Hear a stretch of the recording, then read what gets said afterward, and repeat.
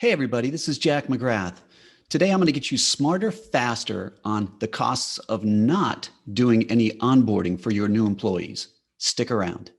So, let's start talking about the big number. So, let's look at the number of new hires that leave within 6 months of being hired on. And that's according to SHRM, 28%. So, that's nearly 1 in 3. That's a third of your workplace or your workforce almost. So what are those costs? Well, let's look at just the financial costs to start. So we talked about 28%. So you can see Gloria here. You know, she's going to be gone after 6 months. Well, she won't be completely gone because it's only 28%. It's not 33%, but Gloria has 1 foot out the door, so to speak, if you get my idea. So anyway, regardless, it's expensive because you're going to lose a lot of your workforce. Well, what are those costs? I mean, we kind of know what the costs are for onboarding, what it costs to do training, but let's talk about what it costs to not do onboarding.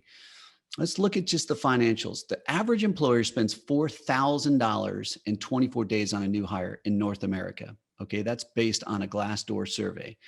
Now, this doesn't take into account if you're hiring somebody specialized, very specialized, where maybe you have to hire very specialized recruiters, but that 4,000 roughly costs the average of your recruiting costs, your advertising costs, interview time, and then ramping people up. So what are those costs? Well, if you look at, say you onboard 30 new employees a year and 10 are going to leave, that's $40,000, okay, roughly speaking. So that's a lot of money, but there are other costs. So I think those need to be worked in as well. So what are those costs? Well, you've got employee turnover. We'll talk about later exactly how you can fix the employee turnover. We don't want to lose a third of our workforce. I mean, that takes a lot of time to onboard. Poor performance. Have you ever showed up to a simple fast food restaurant and you can tell the person at the cashier just has no clue. They're brand new. They just started today. And they're demoralized and, they can't perform well. You're waiting forever. They're having to pull their manager over all the time to constantly tell them how to do this and how to do that. So performance and productivity takes a huge hit. So those costs you need to work in as well. Costs of employee morale, cost of lost customers. So those are a little less easy to measure. But what I want to do today is talk a little bit about a case study on how you can onboard more efficiently and more effectively. So let's talk about Hilton. So we've been working with Hilton for many, many years now. One thing Hilton does extremely well is onboarding. So a few years ago, Hilton launched a brand new chain called True. At the time, the brand didn't even exist. There weren't even any hotels out there yet, but they were already looking at, hey, how do we bring on new hire managers and how do we train them?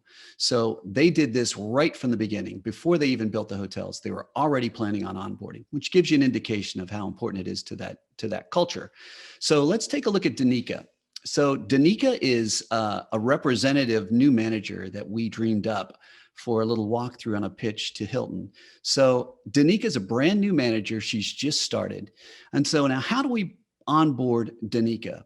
So what we pitched, a lot of times there's something that's called a learning journey. So we find that with onboarding, there's a real power to training automation. How can you automate onboarding so that you've got standardized, consistent onboarding that's very, very engaging. It aligns completely with your corporate brand, but that you can do in an inexpensive fashion and in a consistent way, right? We've already talked. Maybe it'll improve your employee morale, include your guest satisfaction.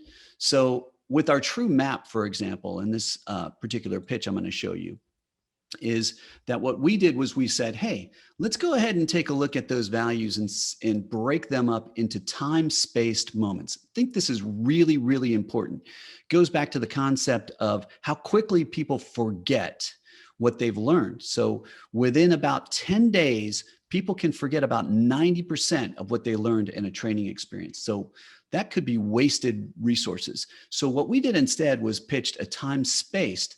So the day that Danica comes on board, she's automatically set up with a True Map. and then she has a due date for her first touch base. So the way we engage employees in our model is play. I mean, people like to engage. They're excited. They've started a new job, and it's fun to learn through play.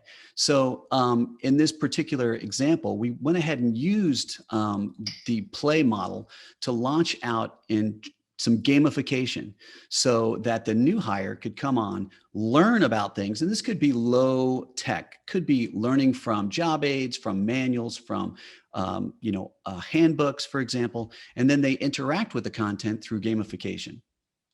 So that's the first part. Then we release the delight. And what this does is it allows Danica to work through a workbook style of hands-on applied learning. So in this case, Danica needed to work first on her marketing plan for her new hotel. So what we did was designed each of these milestones so that she completes her marketing plan. And then what she does is she meets up with other managers across the True brand.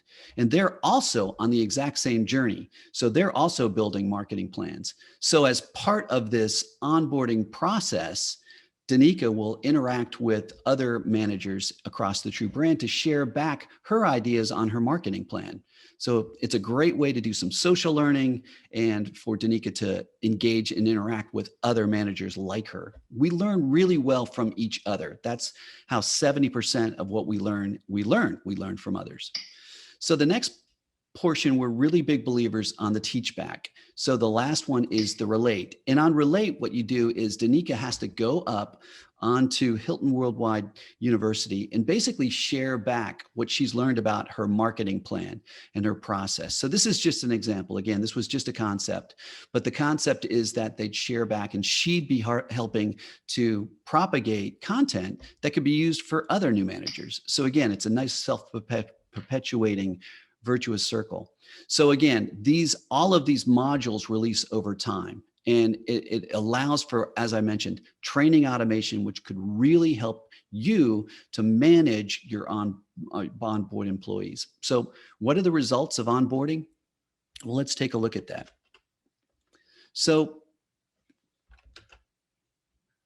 first off, employee turnover. We talked about losing a third of your employees within 6 months. So research shows that with onboarding and training for your new hires, retention increases by 82%, which is really, really, obviously really good numbers. But the most important one, I think, is that 69% of those will stay for at least 3 years. And that's huge, I think, because turnover costs money, as we've already talked about. So the other thing is poor performance.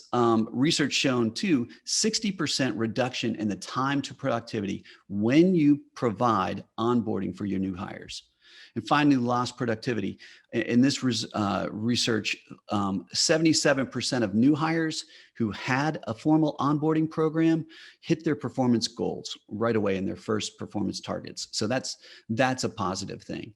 So again, think about in terms of onboarding, what are some ways that you can standardize and create a consistent onboarding program for various roles in your organization? And this doesn't need to be incredibly complex or incredibly sophisticated, but just providing consistency can really help increase. So let's make a happy Danica who stays for longer than 6 months and really contributes to your company. So having said that, thanks for sticking around. I hope you got a little smarter and a little faster on the costs of not doing onboarding. My name is Jack McGrath. I hope that you liked this video. If you did, please like it. Please, if you would subscribe, that would be great. Make any comments and I'd love to get back with you. So thanks everybody.